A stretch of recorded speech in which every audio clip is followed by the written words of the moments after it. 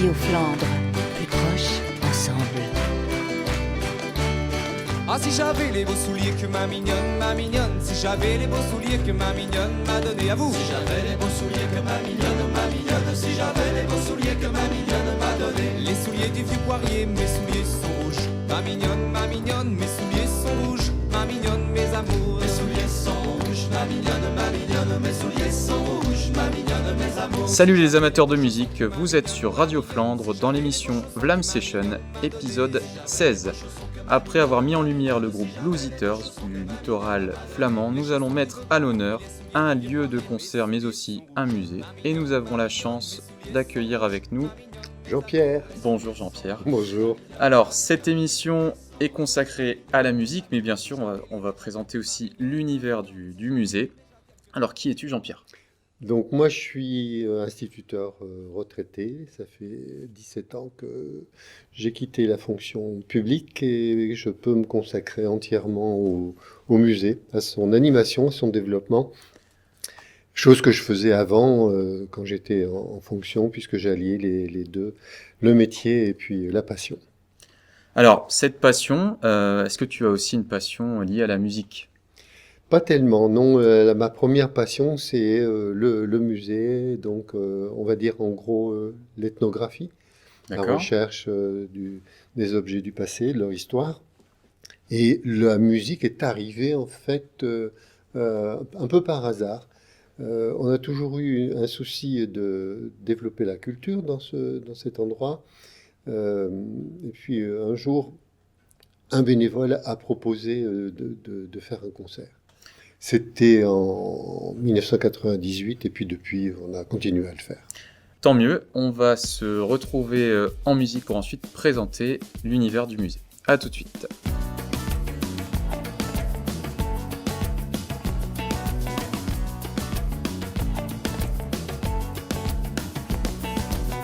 La fille aux cheveux d'or, aux yeux gouttes d'eau, celle qui vient du nord.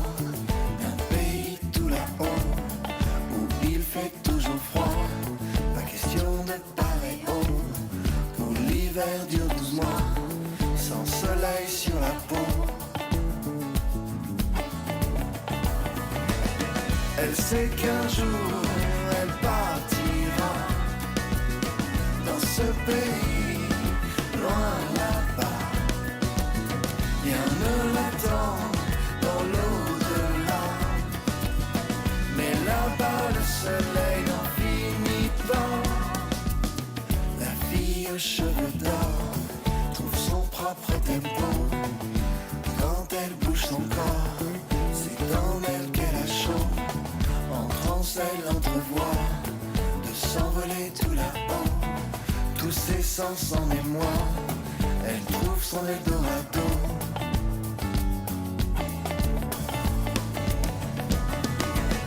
On est de retour sur Radio Flandre avec Jean-Pierre au musée de la vie rurale de Steenwerk et on va donc parler un petit peu de l'histoire de ce musée. Est-ce que tu peux nous raconter les origines de cet établissement ? Alors je vais essayer de faire court parce que ça fait 42 ans que Ouais. ça existe. Non, il y a la rencontre de deux choses. D'un lieu, la ferme Bram, une ancienne ferme du début 18e, et la rencontre d'une collection de matériel agricole au départ. D'accord. Donc, si on veut aller à l'origine, c'est le maire de la ville, le docteur Declercq, qui a demandé à un moment de conserver du matériel agricole hippomobile, tiré par les chevaux. Cette collection, on l'a présentée plusieurs fois par an lors d'événements sur le village. Mais le problème, c'est qu'à chaque fois, on remisait le matériel, on le ressortait, on devait le renettoyer. Et c'est là qu'avec le syndicat d'initiative, j'ai eu l'idée de faire un lieu d'exposition permanent. Et c'est l'origine, donc, c'est un musée agricole. Et petit à petit, c'est devenu un écomusée parce qu'on a abordé tous les aspects de la vie d'autrefois du village. Et quand on regarde justement sur votre site internet, on voit que tout démarre à peu près en 1980, puis il y en a quasiment pour 7 ans jusqu'à l'ouverture. Oui, entre 80 et 84, en fait, on commence à faire les collections, à rechercher, à chiner, quelquefois à acheter avec le syndicat d'initiative, et on est à la recherche d'un lieu. Et le lieu, finalement, on l'a trouvé ici. C'était une propriété qui appartient à la commune, qui avait été expropriée, mais qui était occupée alors par des entreprises, puisque c'était une ruche d'entreprises. Et le dernier bail en cours s'est arrêté en 84. Donc entre 80 et 84, on constitue le socle de l'exposition. En 84, on commence à aménager. Entre 84 et 87, on aménage les premiers locaux du musée. Et en 87, on ouvre régulièrement au public. Mais on a utilisé les lieux pour différentes animations, quand même, d'expositions, quelquefois soirées contes, etc., pendant cette période-là. Donc il y a quand même une arrivée autre que celle de l'exposition, mais plutôt dans de l'animation, dans l'accueil d'un public un peu plus, on va dire, festif. Comment arrive justement le spectacle, la musique dans ce musée? La première chose, c'est que ce musée donc a été bien réfléchi, et donc il fallait que ce soit un musée vivant en fait. Donc pas seulement voilà un musée statique, et on a toujours développé toute une série d'animations, de faire vivre les objets, raconter leur histoire, mais aussi on s'est souvenu que la première vocation du lieu, c'était d'être un foyer socioculturel. D'accord. Et donc l'idée d'allier les deux finalement a été très développée, puisque en plus des spectacles, on est aussi un lieu d'exposition, de sculpture, de peinture, de photographie. C'est vraiment le lieu culturel du village, et qui profite aussi bien sûr à tous les visiteurs qui passent. Alors tu me disais, en 98, vous avez votre premier concert. Oui, ici. donc un des bénévoles propose de faire un concert dans la grange. Mhm. Alors il faut savoir que la grange est pleine de matériel, Ouais. et donc c'est un peu une gageure de faire ça. Et si, on peut le faire, on déménage tout. On installe un podium, on installe de l'éclairage, et premier concert, Dirty Linen, concert folk irlandais, avec une première partie, une artiste irlandaise également. 200 personnes et puis une ambiance terrible, quoi. C'était vraiment une des premières grandes soirées du musée. Et par la suite, ça s'est su, ça s'est dit, ça s'est transmis. Et puis plusieurs groupes nous ont proposé de passer. Donc ça pouvait être des groupes de rock, par exemple, avec des ambiances terribles ici dans l'estaminet. Mais voilà, ça s'est développé comme ça et on a continué ces concerts. Et donc, avec tout ce panel de demandes, vous avez donc mis en place une certaine organisation. Ouais, on privilégie, on a privilégié la musique folk, Ouais. d'une part, et aussi beaucoup la chanson française. Mhm. Donc pour se rapprocher aussi d'éléments plus poétiques. Alors ce qui n'interdit pas de faire et d'accueillir des groupes un petit peu plus dynamiques en rock ou en jazz, hein. Ouais. Mais la base c'était ça. Et souvent d'ailleurs les demandes viennent de compositeurs, auteurs-compositeurs, interprètes qui recherchent un petit lieu pour voilà se diffuser un peu leur musique, faire connaître leurs chansons. Alors, on est à peu près dans les années 2000, Internet commence un petit peu à arriver. Vous avez donc une programmation. Comment vous faites pour développer votre programmation? Bon, il faut savoir qu'on ne recherche absolument pas. D'accord. C'est pas nous qui recherchons, c'est les artistes qui proposent. D'accord. Alors, il y a... Bravo. Ouais, non, mais de toute façon, déjà, on est déjà tellement pris par les autres animations du musée. Ouais. Mais en fait, là aussi, il y a quand même du travail parce qu'il faut, entre guillemets, sélectionner. Il faut que vraiment ça puisse. Alors, la première sélection, de toute façon, elle se fait par la finance parce que nous, on n'a pas de budget. Ouais. Le budget les finances du musée servent en priorité pour le musée. D'accord. Mhm.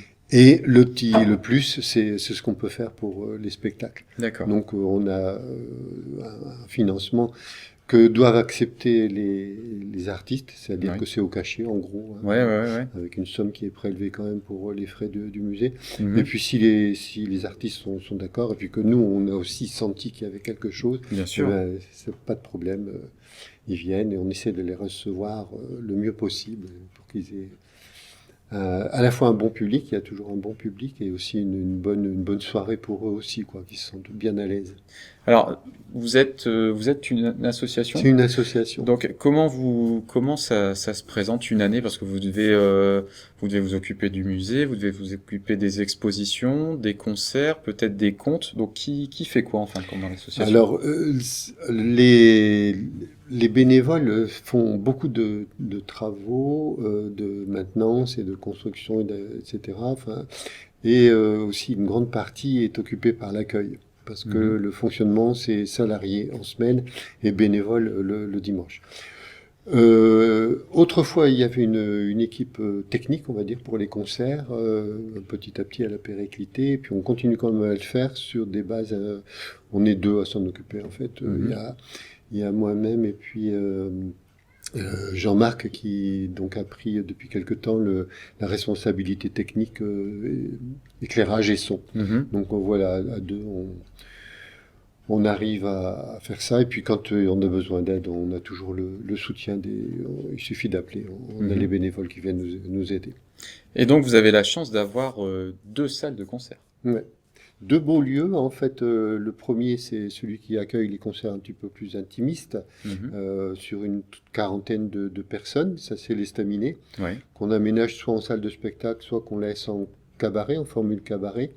Et puis quand on dépasse en réservation 40 à 50 personnes, on fait ça dans la grande salle, la nouvelle salle, la Grange Olin, qu'on appelle la Grange Olin, Ouais. qui est une salle qui est polyvalente dans la mesure où elle sert d'exposition en temps ordinaire, mais qui est modulable en salle de concert assez rapidement. Elle est entièrement équipée. On a fait un gros effort pour qu'elle soit très pratique, et qu'elle puisse être d'ailleurs utilisable en très peu de temps et avec très peu d'énergie. Tu disais qu'au niveau de la programmation, vous aviez une préférence pour le folk, mais pourquoi ce choix de musique? Est-ce que c'est un lien avec le musée de la vie rurale, oui, justement? Oui, Ouais. c'est vraiment la musique qui correspond le plus à ce que nous on présente dans le musée, hein. C'est vraiment. Mais bon, après c'est pas exclusif non plus, hein. Ça pourrait. Moi, j'aurais bien aimé que ce soit aussi plus développé sur le jazz, mais c'est très difficile. Ouais. Sur la musique classique aussi. Mhm. Mais en gros, le festif du folk, lié aussi avec les danses, Ouais. voilà, c'est quelque chose qui a toujours tourné autour du musée, notamment avec notre groupe de danse local, Vonchel, qui vient faire des animations régulièrement au musée. En tout cas, le cadre s'apprête beaucoup à ce style de musique. On va faire une nouvelle pause et on va se retrouver dans une 3e partie pour parler des concerts et des projets. À tout de suite. Ces choses éphémères, c'est tout petit rien. Petites choses légères qui nous font du bien. Une petite lumière dans la rosée du jardin. Une brise, un courant d'air. Petit café du matin, je suis bien. Un petit bonjour, un petit sourire sans discours. Un petit clin d'œil, un petit quelque chose.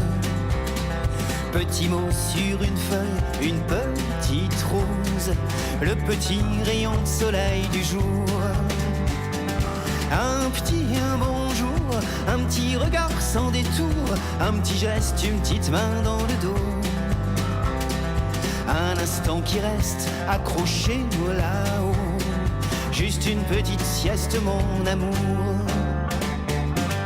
Retourner la terre, y plonger les mains. Sauter la rivière, sentir le jasmin. Un feu de bois, l'hiver, un bon film, un bouquin. Le printemps, les primes verts. Et tiens, voilà les copains, je suis bien. On est de retour sur Radio Flandre dans la dernière partie de l'émission consacrée au musée de la vie rurale de Steenwerck. Alors, Jean-Pierre, est-ce que tu aurais une anecdote de spectacle, de concert à nous raconter? Peut-être pas anecdote, mais souvenir merveilleux d'un concert qu'on a fait pour les 10 ans des concerts folk. Et c'était un concert qu'on a fait en extérieur, dans la cour du musée. Parce que tout à l'heure, je te disais, donc il y a les 2 lieux intérieurs, mais on peut exploiter aussi, on a une cour qui a une très très bonne sonorité. Mhm. Alors bien sûr, là, c'est les aléas du climat Ouais, qui nous tenaillent là. Mais on avait fait ce concert-là. D'ailleurs, au niveau du climat, c'était mauvais temps la veille, fenêtre de beau temps ce soir-là, magnifique, ouais. et le lendemain, à nouveau le mauvais temps. Ah bah. Mais c'était un magnifique concert pour un groupe qu'on n'avait pas beaucoup l'habitude d'entendre dans le Nord, quoi. Non, bien sûr. De Un groupe qui venait de Suède, c'est de ça? Suède, ouais, Ouais. un de leurs seuls concerts d'ailleurs dans le nord de la France. Alors on est maintenant en 2022.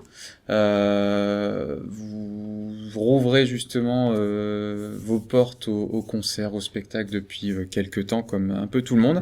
On va ouvrir l'émission au monde du spectacle parce que c'est un lieu aussi qui s'apprête à la poésie, à la musique et à tout genre de traditions. Est-ce que tu peux nous parler des futurs projets de l'année, de la saison? On va continuer donc sur des concerts de chansons françaises. Le prochain, ça va être le concert d'hommage à Barbara par Claire d'Anjou en novembre. Ouais. Mais il n'y a pas que les concerts, donc il y a les contes aussi qui vont reprendre régulièrement le premier vendredi du mois, entre février et juin. Ouais. Donc ça aussi, ça fait très longtemps que le lieu a été choisi par de nombreux conteurs pour justement venir s'exprimer. Puis on va continuer aussi quelques pièces de théâtre. On a aussi en janvier un humoriste qui vient, Jean-Claude Duquesnoy. On essaie d'être vraiment assez éclectique pour offrir tout type de spectacle, hein. Poésie, conte, théâtre, quelques conférences aussi, hein, donc sur des thèmes bien précis. La prochaine, ce sera en novembre, aussi une conférence sur 14-18, sur l'histoire d'un soldat néo-zélandais. Enfin voilà, cette programmation se fait très régulièrement dans le cours de l'année. La communication, c'est difficile. Parce qu'on a du mal à communiquer par les voies de presse, c'est pas toujours bien repris. Facebook est une bonne Ça marche plutôt voie, bien. mais la meilleure voie, c'est quand même d'aller sur le site du musée parce que il y a l'agenda donc à plusieurs mois à venir qui est indiqué à chaque fois. Il suffit d'aller voir les dates et les spectacles qui intéressent le public. On arrive à la fin de l'émission. Après nous avoir évoqué tous ces projets et cette prochaine saison à venir, est-ce que tu aurais des écoutes, des groupes de musique, des artistes à faire partager? Alors peut-être un de chaque finalement, parce que en folk là donc celui qui nous a laissé le meilleur souvenir, c'est Mes souliers sont rouges, hein, c'est sûr. Mais on a beaucoup aussi fait venir des groupes belges comme Ambrosyne, Brose, etc., qu'on apprécie tout particulièrement. Et après, chansons françaises, hein, il y a toujours beaucoup de Samuel Leroy, Hélène, Piris, enfin beaucoup sont passés et nous ont laissé de superbes souvenirs. Le dernier en date, La Reine Garçon, nous a laissé vraiment une soirée magnifique. Clap de fin, est-ce que tu as un message pour les auditeurs? Mais c'est de se bouger un peu, de venir découvrir, parce que certains concerts fonctionnent bien parce que ce sont des reprises, par exemple, de chanteurs connus. Mais c'est toujours mieux d'essayer de découvrir autre chose. Et on a un vivier de talents d'interprètes, auteurs-compositeurs qui ne demandent qu'à se faire connaître, et c'est eux qu'il faut aussi aller voir, pas seulement rester sur des acquis, essayer d'être très curieux et puis aussi de participer au spectacle vivant. Ça n'a aucune comparaison avec quoi que ce soit parce que c'est vraiment des moments magiques. Merci Jean-Pierre. On était au musée de la vie rurale de Steenwerck, à côté de Bailleul pour se situer. On était donc dans l'émission Vlam Session, épisode 7 sur Radio Flandre. À bientôt Jean-Pierre. À bientôt, merci.